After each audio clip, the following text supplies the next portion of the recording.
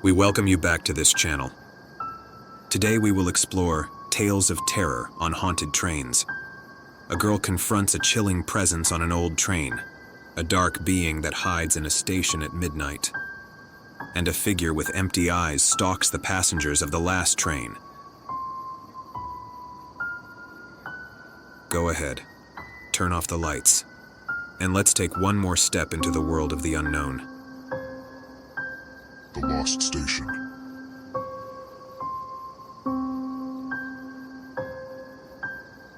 I remember perfectly the summer when I was 8 years old, and my father had decided to take me on a train trip to my grandparents' house, located in a small mountain village. Due to its remoteness, it was the only way to get there. The excitement of that journey still resonates in my memory, though not necessarily for happy reasons. We boarded the train at sunset. It was an old steam train that seemed to come from another era, with its wooden carriages and the persistent sound of the wheels on the tracks. The setting sun's light painted the walls of the carriage orange, creating a warm and cozy atmosphere. My father and I sat in an empty compartment, he reading a book and I gazing out the window, mesmerized by the rapidly passing landscape. As night fell, the train ventured deeper and deeper into the thick forest. The shadows of the trees lengthened, projecting into the carriage, and a sense of unease began to grow in my chest. I tried to focus on my father's figure, but something in the air had changed. The train seemed colder, darker. That was when I saw him for the first time. In the corridor of the carriage, a tall, thin figure shrouded in shadows stood motionless. I could barely make out his features, but his eyes, two dark voids, stared at me intently. A shiver ran down my spine, and I tried to get my father's attention, but my voice failed me. The shadow man began to move slowly towards us, each step echoing in the silence of the carriage. My father, unaware of my terror, remained engrossed in his reading. The figure stopped in front of our door and, without opening it, simply vanished into thin air. That was when I found my voice and screamed. My father looked up, alarmed, and tried to calm me, attributing my fear to a nightmare. However, I knew it hadn't been a dream. Trying to rest, I closed my eyes and snuggled against my father, but I was too scared by what I had seen, so sleep didn't come. The sounds of the train grew louder, almost deafening, and in the dim light of the carriage, I felt the presence of that figure. Occasionally, I thought I saw a glint of those dark eyes among the shadows. Finally, the train stopped at a station that wasn't on the itinerary. My father, confused, decided to get off to ask an employee for information. He left me alone in the compartment, promising he would return soon. Despite my pleas, he left. Minutes passed, and I remained there, paralyzed by fear. The carriage fell into an eerie silence. I slowly stood up and looked out the window, hoping to see my father. Instead, I saw the shadowy figure, standing on the platform, staring at me with those empty eyes. I couldn't move, I couldn't scream. The shadow man raised a hand and gestured for me to come closer. Against all logic, something in his gaze compelled me to obey. I opened the compartment door and got off the train, my feet moving almost by themselves. Just as I was about to reach him, a firm hand gripped my shoulder. I turned around, expecting to see my father, but it was an old man I hadn't seen before. His face was wrinkled, and his eyes were a piercing blue. "Don't follow the shadows," he said in a deep voice. "Never look into their eyes." At that moment, I heard my father calling me. When I turned back to the old man, he was no longer there. My father, worried because he hadn't found me, took me back to the train. The shadowy figure had disappeared. The rest of the journey passed without incident, but the fear never left me. Years later, I researched that station and discovered it had been closed decades earlier due to several unexplained accidents. No one could explain who the figure I had seen was, or who the old man who had warned me was, but since then, I have always avoided traveling by train. My grandparents' house became a refuge for me, but every time I pass by that abandoned station, I feel a presence watching me from the shadows. reminding me that no matter how much time passes, some things are never forgotten. Shadow on the platform. I've always had an inexplicable fascination with train stations.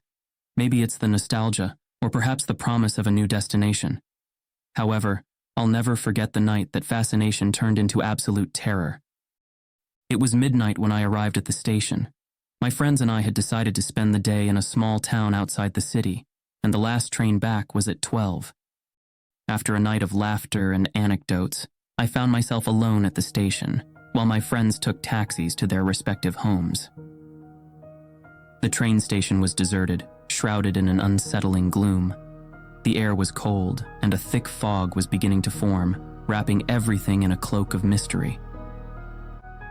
I sat on a wooden bench, worn by time and the elements, and patiently waited for the sound of the approaching train. As I waited, I began to notice details that, under any other circumstances, would have gone unnoticed. A distant murmur, as if someone were whispering from the shadows. A faint creak that seemed to come from the rusty tracks. I tried to stay calm, but the noises persisted, making me feel increasingly uneasy. Suddenly, an inexplicable chill ran down my spine. I felt as if someone, or something, was watching me. I looked around, but saw no one. Only the dense fog, the cars parked in the distance, and the shadows that seemed to come to life. I decided to get up and walk a bit, perhaps to dispel the feeling of oppression that was beginning to take hold of me. As I walked, I saw it. A dark figure, standing at the end of the platform, almost indistinguishable in the fog. It had the appearance of a man, but something about its posture and the way the light refracted around it made me doubt. Its presence was unsettling, and although every instinct in me screamed to get away, my feet seemed glued to the ground. The figure began to move slowly toward me. As it approached, I could distinguish more details. Its face was covered by a hood, revealing only a shadow where its eyes should have been. Its clothing looked antiquated, as if from another era. Every step it took resonated with a supernatural echo, and the air around it seemed to grow colder. I tried to back away, but my legs wouldn't respond. The figure stopped a few meters from me, and although I couldn't see its eyes, I felt its gaze piercing my soul. A low, guttural voice emerged from the shadows under the hood. "Are you waiting for the train?" it asked, its voice reverberating with an inhuman resonance. I nodded, unable to speak. The being tilted its head slightly, as if assessing me. "The train will arrive soon," it said, and then, without warning, it vanished into the fog, leaving only the echo of its words. The sound of an approaching train broke the sepulchral silence. I turned my head, expecting to see the convoy's lights emerging from the darkness, but there was nothing. The noise of the train continued, growing louder, but there was no sign of it. I began to feel a growing panic, my breathing quickening with each passing second. Finally, a train appeared in the distance, its lights shining faintly through the fog. It stopped in front of me, and the doors opened with a disquieting creak. I looked around, expecting to see someone else, but I was still alone. The station was completely deserted. I felt a force pushing me to board the train, and although every fiber of my being wanted to resist, I couldn't help but take a step forward.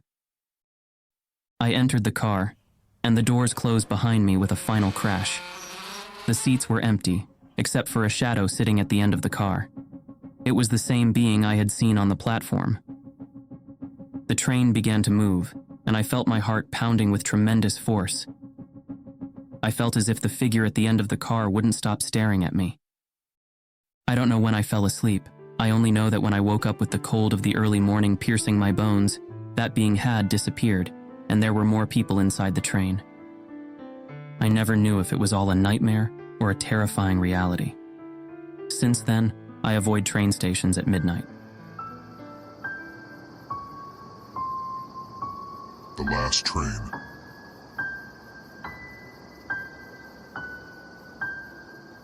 This story I'm going to tell you happened to me some time ago, when I was returning from the hospital after my last shift as a nurse.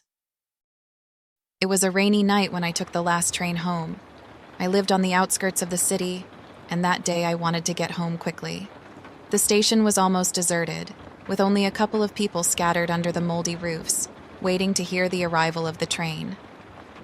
I sat on one of the benches, joining those people who, like me, were tired after a long day. It was a trip I had made dozens of times, but that night there was something different in the air, a sense of unease that I couldn't ignore. The train arrived with a metallic roar and a cloud of steam that enveloped the platform. I boarded the carriage, which was almost empty except for a couple of passengers who looked as tired as I felt. I settled into a seat by the window, watching the raindrops hitting the glass. The train started with a monotonous clatter, and gradually, fatigue began to take over me. I don't know how much time passed before something caught my attention. A strange sound, like a whisper, came from the back of the carriage. At first, I thought it was my imagination, but the whisper grew louder. I looked back, trying to find the source, but only saw darkness and the blurry silhouettes of the other passengers. I decided to ignore it and close my eyes, hoping it was just fatigue playing tricks on me. However, the whisper persisted, and with it, a feeling of being watched. My heart started to beat faster, and the air around me became heavy, almost suffocating. I opened my eyes suddenly and looked around, searching for something, anything that could explain what I was feeling. That was when I saw it. At the end of the carriage, a tall and thin figure, dressed in old-fashioned clothes, stood in the gloom. I couldn't make out its features, but there was something about its posture that made me shudder. I tried to convince myself it was just another passenger, someone who, like me, had had a long day. But something inside me told me it wasn't. The figure began to move slowly towards me, each step accompanied by a creepy creak. The train seemed to stretch, and the space between us extended unnaturally. My breathing became erratic, and my hands started to sweat. I wanted to scream, but my voice was trapped in my throat. As it approached, I could see more details. Its face was covered by a kind of veil, and its hands were long and bony with fingers that looked like claws. The whisper grew louder, incomprehensible words resonating in my head. I tried to move, to get up and run, but my body didn't respond. I was trapped in my seat, forced to face that terrifying presence. The figure stopped right in front of me. Although its face remained hidden, I felt its gaze fixed on me, piercing and cold. At that moment, the train stopped abruptly.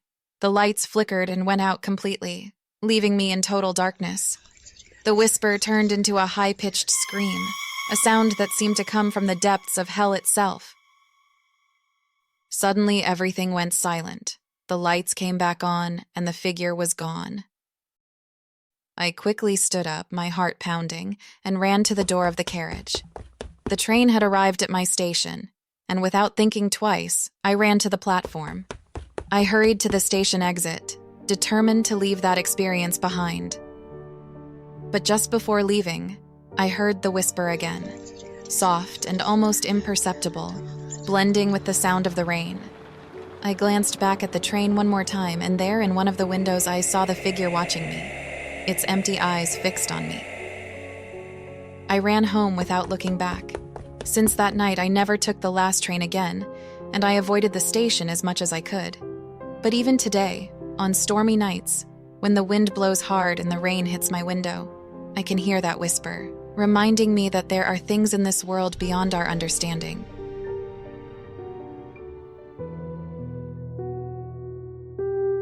Thank you for journeying with us through the dark passages of these stories. If you enjoyed them, give us a like, share, and subscribe so you don't miss more tales of terror. Until next time, where fear will once again be your companion.